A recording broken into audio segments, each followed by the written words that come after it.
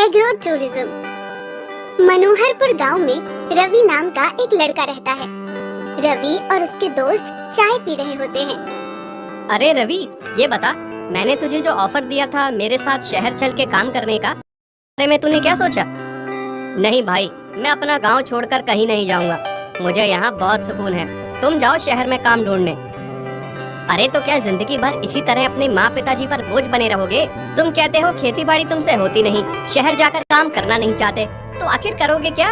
कुछ तो करना ही पड़ेगा जीवन काटने के लिए। क्या मनोज भाई, सुबह सुबह ज्ञान दे रहे हो? तुम मेरी चिंता मत करो, मैं कुछ कर लूंगा। रवि वहाँ से उठकर चला जाता है। रवि बचपन में बहुत लड़का था। सभी गांव वाले कहते थे कि ये बड़ा होकर जरूर गांव का नाम रोशन करेगा। पर रवि 10वीं पास करने के बाद से कुछ नहीं कर रहा था। बस दिन भर यहाँ से वहाँ घूमते रहता था। घर वाले भी उसे ताने थे। रवि अपने घर पहुँचता है। माँ, मैं आ गया। रवि, मैंने तुझे रसोई का सामान लाने बोला था, लेकर आया? अरे नहीं, मैं बातों बातों में भूल ही गया। अच्छा माँ, शाम को ला दूंगा। हे भगवान, क्या करूँ मैं इस लड़के का? एक काम नहीं होता है इससे। उम्मीद लगाना ही व्यर्थ है।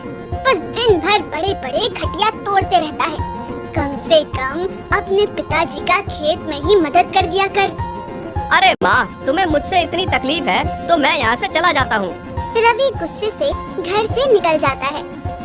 सुबह से सबने दिमाग खराब कर रखा है। सबको लगता है मैं कुछ कर नहीं सकता। अब तो मुझे दिखाना ही होगा, क्या करूँ? रवि कुछ देर बाद सोचता है, फिर उसे एक आइडिया आता है। रवि अपने पिताजी के खेत पहुंचता है। वहाँ उसके पिताजी काम कर रहे होते हैं। हाँ, ये अच्छा आइडिया है। चलो काम शुरू करते हैं। प्रणाम पिताजी, मैं अपने खेतों में कुछ बनाना चाहता हूँ। अरे आज तुम्हारे कदम यहाँ कैसे आ गए? मेरी मदद करना चाहते हो तो हल उठाओ और शुरू हो जाओ। अरे नहीं पिताजी, हल चलाने का काम मुझसे नहीं होगा। मैं कुछ और करना चाहता हूँ। अगर मेरी मदद नहीं कर सकते तो फिर मेरा समय व्यर्थ ना करो। तुमने वैसे भी मेरी कब सुनी है? जो इच्छा हो करो। रवि सामान लेकर आता है। खेत के बीचों बीच वो बांस और भूसे का इस्तेमाल करके एक माचा बनाता है। उस माचे को तरीके से सजाता है। खेत को सजाने के लिए और भी उपाय करता है। खेत बहुत खूबसूरत हो जाता है। बगल की नदी से पानी खेत तक पाइप की मदद से पहुंचाता है। उसके बाद आराम से माचे में बैठकर सोच रहा होता है। कितना सुकून है यहाँ। मनोज कहता है शहर में रहकर काम करूं। मैं इस सुकून को छोड़कर नहीं जाऊंगा।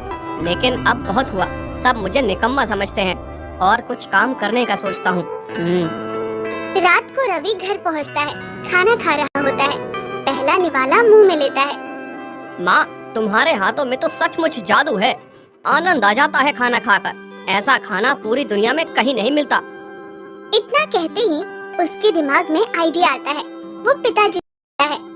पिताजी, मुझे अपना काम शुरू करने के लिए कुछ पैसे चाहिए। मैं अब और घर पर नहीं रहना चाहता। क्या काम करना चाहते हो तुम? मैं गांव का खाना गाड़ी में ले जाकर शहर में बेचूंगा। आप मेरी मानिए पिताजी, ये काम बहुत चलेगा। शहर वाले लोग गांव का खाना पसंद करते हैं। माँ खाना बना देगी। देखो बेटा, ये हमारी बचत के पैसे हैं। इसे सोच समझकर इस्तेमाल करना। मैं तुम्हें एक मौका देता हूँ। रवि के पिताजी मान जाते हैं। रवि 50,000 लेकर एक वैन खरीदता है। उसमें अपनी माँ का बनाया हुआ खाना शहर लेकर जाता है। वहाँ उसे बेचता है। शहर की भाग दौड़ भरी जिंदगी में लोगों को गांव का शुद्ध और स्वादिष्ट खाना बहुत पसंद आता है। रवि का काम चलने लगता है। बड़ी बड़ी ऑफिस में काम करने वाले लोग उसके वैन का खाना खाने लगते हैं। एक बार एक कंपनी का मालिक राजेश अपनी पत्नी मीरा और बेटी तान्या के साथ उसके वैन का खाना खाने आते हैं। अरे रवि भाई, कैसे हो? देखो, आज मैं अपने परिवार को तुम्हारा खाना खिलाने लाया हूँ। जल्दी से 3 थाली परोस दो। नमस्ते सेठ। नमस्ते भाभी जी। अरे छुटकी, बैठिए सेठ, अभी स्वादिष्ट थाली तैयार करता हूँ। देखो मीरा, ये वही जगह है जिसके बारे में मैं तुम्हें बता रहा था। हाँ, आप तो इसकी बहुत तारीफ करते हैं। रवि सबको खाना खिलाता है। सभी को बहुत पसंद आता है। रवि भाई, सच में आपका खाना बहुत स्वादिष्ट है। आप ये हैं? नहीं भाभी जी, ये तो मेरी अम्मा के हाथ का कमाल है। मैं अपने गांव से खाना लेकर आता हूँ। गांव में सब कुछ शुद्ध मिलता है। अरे वाह, इसलिए इसके स्वाद ही अलग है। सच में गांव की तो बात ही अलग होती है। गांव कहाँ है तुम्हारा? मनोहरपुर में भाभी जी, वहाँ बहुत सुकून है। आप सब लोग आइए, बहुत अच्छा लगेगा आपको। मैं तो इस शहर की जिंदगी से थक चुकी हूँ। कभी मौका मिले तो जरूर तुम्हारे गांव आऊंगी। जी जरूर भाभी, ये तो मेरा सौभाग्य होगा। अरे हाँ, अभी तो हमारी 3 दिन की छुट्टी है। क्या कहती हो मीरा, गांव घूम कर आए? हाँ, ये तो अच्छा प्लान है। अरे हाँ साहब, जरूर। रवि रात में घर पर जाता है। अरे रवि, कैसा चल रहा है तुम्हारा काम? बहुत अच्छा माँ, सभी तुम्हारे हाथ के खाने की तारीफ करते नहीं थकते हैं। अरे ये तो अच्छी बात है।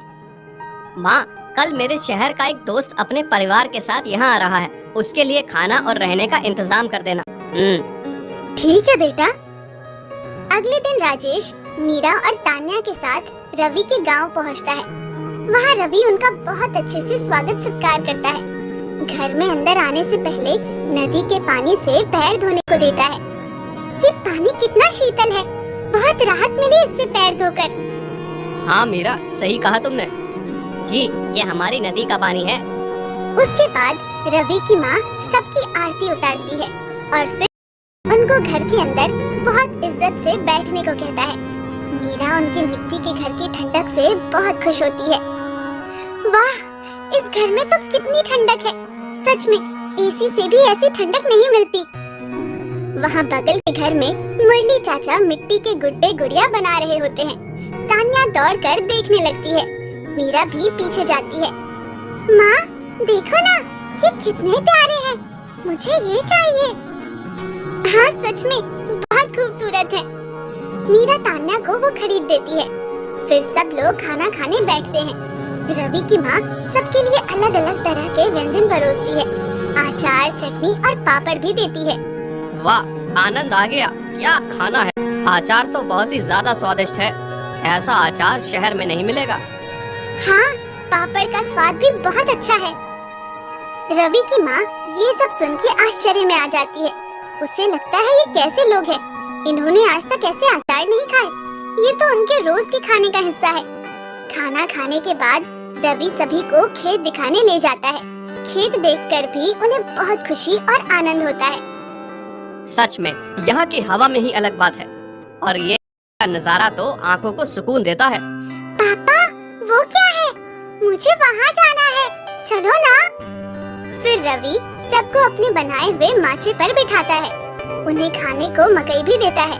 सभी को ये सब बहुत अच्छा लगता है। अब जाने का वक्त हो जाता है। चलो रवि भाई, बहुत धन्यवाद इतनी खातिरदारी के लिए। हमें बहुत अच्छा लगा।